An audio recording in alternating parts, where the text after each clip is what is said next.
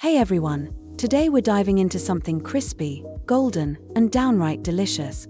If you're a fan of British classics with a twist, you're going to love this. We're talking about Scotch eggs, but not just any Scotch eggs, these are made in an air fryer. That's right, all the crunch, with a lot less guilt.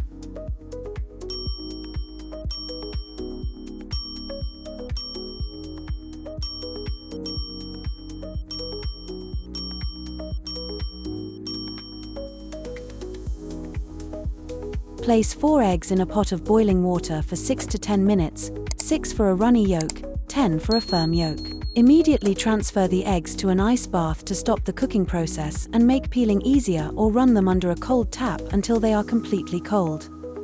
Once cooled, carefully peel the eggs and set them aside. In a bowl, combine the sausage meat, Worcestershire sauce, Dijon mustard, salt, and pepper. Mix thoroughly until well combined. Divide the sausage mixture into 4 equal parts. Flatten each portion into a disc large enough to wrap around an egg.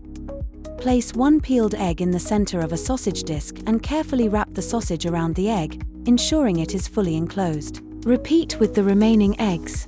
Prepare 3 bowls, 1 with flour, 1 with a beaten egg, and 1 with breadcrumbs. Roll each sausage-wrapped egg first in flour, then dip in the beaten egg, and finally coat with breadcrumbs. For an extra crispy finish, you can repeat the egg and breadcrumb coating. Preheat your air fryer to 375 degrees Fahrenheit 190 degrees Celsius for about 5 minutes.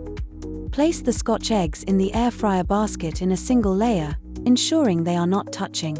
Air fry for 12 to 15 minutes, turning halfway through, until the outside is golden and crispy.